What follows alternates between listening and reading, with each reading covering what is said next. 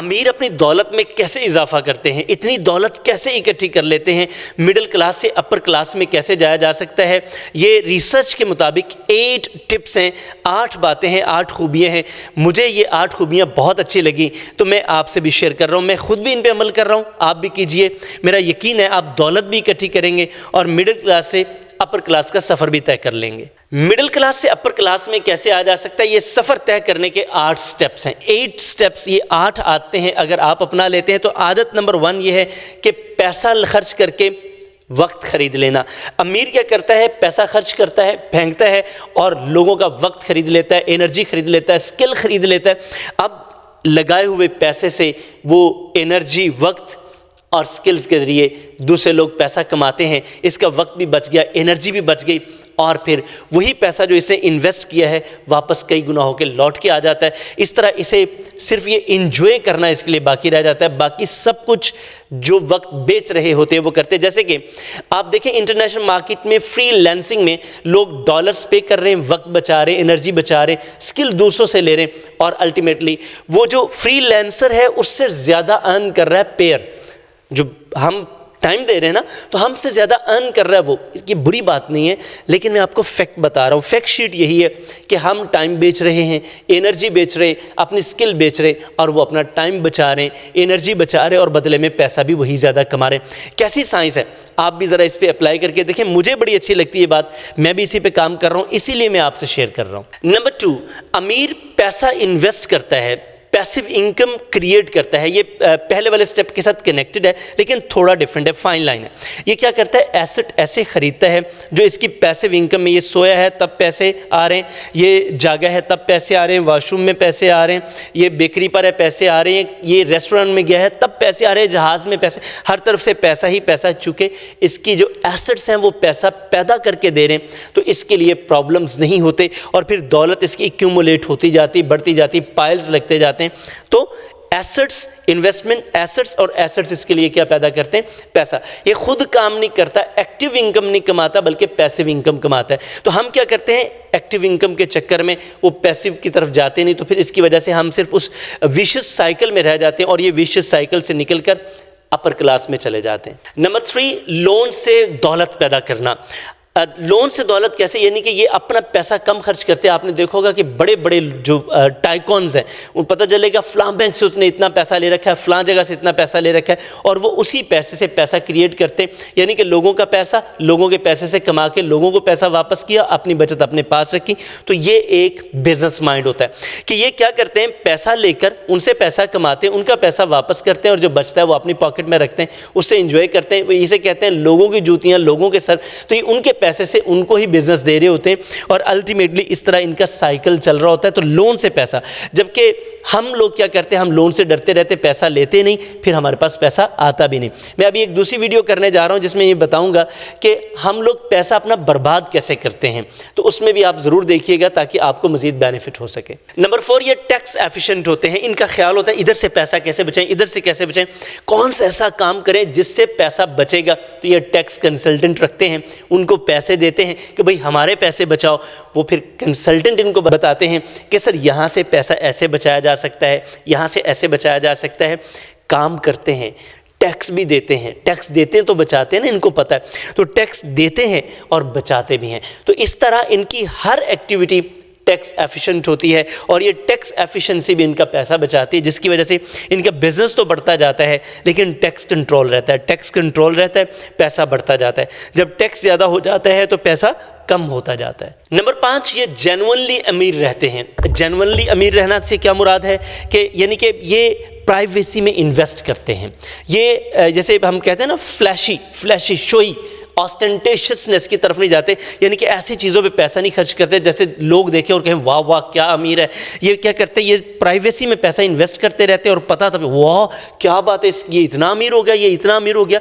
Buffet के बारे में किसी को पहले नहीं पता था ये इतना अमीर हो जाएगा, लेकिन जैसे कंपाउंडिंग इफेक्ट आते गए तो आप देख रहे हैं, आज आप देख रहे हैं, जब बेजोस को देखें, दुनिया में बड़े बड़े अमीरों को देखें तो आपको पता चलेगा सिंपल से ड्रेस में रहते हैं। बिल गेट्स को देखें, बिल्कुल सादा, अंबानी को देखें सादा ड्रेस, मलिक रियाज को देखें सादा ड्रेस में रहेंगे, लेकिन कमाल क्या करते हैं, आपको पता ही नहीं होता कि उनकी इन्वेस्टमेंट कहाँ कहाँ पे है।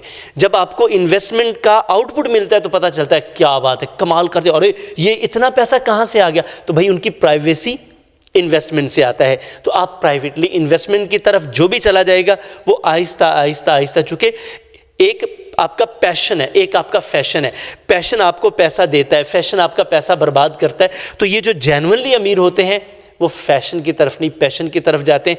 पैशन पूरा हो जाता है तो वो आपको कई फैशन करवा देता है, जबकि अगर फैशन आप शुरू कर देते हैं तो फिर आपका पैशन भी बर्बाद होता है और पैसा भी बर्बाद होता है। नंबर 6, ये नेटवर्क पे काम करते हैं, नेटवर्थ पे काम नहीं करते। चूँकि जब नेटवर्क बन जाता है अच्छे अच्छे बिजनेसमैन के साथ, अच्छी कम्युनिटी में, अच्छी सोसाइटी में, तो आपकी नेटवर्थ ऑटोमेटिकली बन। देखिए, your network is your net worth, your network is your net worth. आपका नेटवर्क बड़ा होता है तो आपकी नेटवर्थ बड़ी होती है। आप नेटवर्क ठीक कर लें। हम ये कहते हैं कि आप छठे वो होते हैं जैसे 5 लोगों के साथ आप मिलते हैं, यानी कि आप पहले 5, आपके आसपास 5 लोग, इधर झूठा है, इधर कंजूस है, इधर मुनाफिक है, इधर धोखेबाज है, तो छठे कहीं ना कहीं आप भी लालची धोखेबाज ही होंगे। अगर इधर भी अमीर है, इधर भी अमीर है, इधर भी अमीर है, सब अमीर हैं, स्किल्ड है, एनर्जेटिक है, तो आप भी एनर्जेटिक और स्किल्ड होंगे।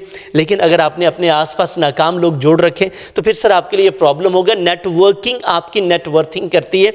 जितना बड़ा आपका अच्छा नेटवर्क होगा उतनी अच्छी आपकी नेटवर्थ होगी। नेटवर्क अच्छा कर ले, नेटवर्थ खुद ही बेहतर हो जाएगी। नेक्स्ट, ये मल्टी प्लान होते हैं, इनके पास प्लान ABCD इमरजेंसी फंड्स होते हैं, इमरजेंसी एग्जिट्स होते हैं, और जहाँ पे भी इमरजेंसी एग्जिट्स होते हैं तो इमरजेंसीज आ सकती हैं। चूँकि ये प्रोएक्टिव होते हैं, रिएक्टिव नहीं होते, अपने आप को प्रोएक्टिवली प्लान करते हैं। फाइनेंशियल प्लानिंग्स होती है, इनको पता है कभी कोई इमरजेंसी आ जाए तो मैंने उसको कैसे डील करना है। ये इधर उधर हाथ नहीं मारते, पहले से प्लान करते हैं। जब प्लान कर लेते हैं तो फिर इनके लिए काम आसान हो जाता है। इस तरह इनको इमरजेंसी में भी कोई प्रॉब्लम नहीं होता, इनके लिए फंड्स पहले से तैयार होते हैं। बैंक्स इनको पैसे देते, दोस्त इनको पैसे देते, बिजनेस इनको पैसा देता है, चूंकि ये पहले से प्लान्ड होते हैं। इनको पता है कि इनके साथ लगाया गया पैसा कभी बर्बाद नहीं होगा, बल्कि इस पैसे से फायदा आएगा।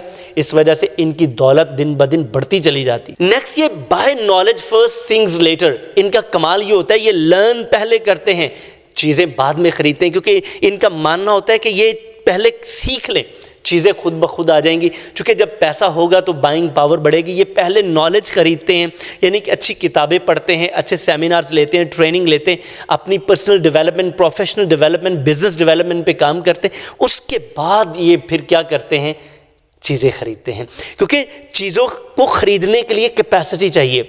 तो लर्निंग कम कैपेसिटी से आ जाती है, चीज़ें ज़्यादा कैपेसिटी से, ज़्यादा पैसे मांगती। तो ज़्यादा पैसा किससे आएगा, पहले पैसा लगाओ, सीखो, सीखो फिर कमाओ, कमाओ से चीज़ें खरीदो, कोई मसला ही नहीं। आसान सी इक्वेशन है, ये बड़ी आसान मैथमेटिक्स है कि आप क्या करो, सीखो, सीखो, पैसा कमाओ, चीज़ें खरीदो। और जब आप सीख लोगे तो ऑटोमेटिकली पैसा आता जाएगा। ट्रेसी इसलिए कहते हैं, Brian Tracy, if you want to earn more you must have to learn more. दुनिया में और कोई फार्मूला ऐसा नहीं है जो ये फैक्ट बेस्ड है, वो ये है कि आप सीखते जाओगे तो कमाते जाओगे, जितना कमाते जाओगे सीखते जाओगे, सीखते जाओ कमाते जाओ। मैं ये कहता हूं कि आपका कमाना बाय प्रोडक्ट होता है आपके सीखने के। तो जितनी लर्निंग होगी उतनी ही आपकी अर्निंग होगी। तो लर्निंग बढ़ाओ, अर्निंग बढ़ाओ। Last but not the least one, ये जनरेशनल वेल्थ बनाते हैं, ना कि पर्सनल वेल्थ।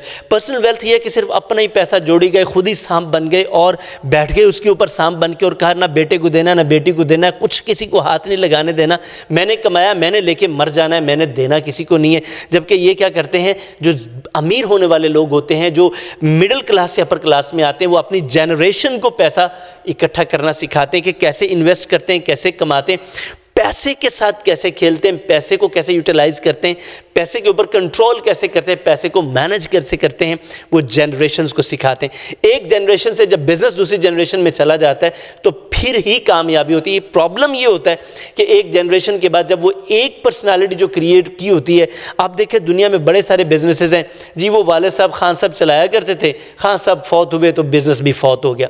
हमने कई ऐसे बिजनेसेस बर्बाद होते देखे, जो अब्बा जी बड़े अच्छे थे, उनके ताल्लुकात बड़े, भाई आपको मौत पड़ी, आपने नहीं बनाया।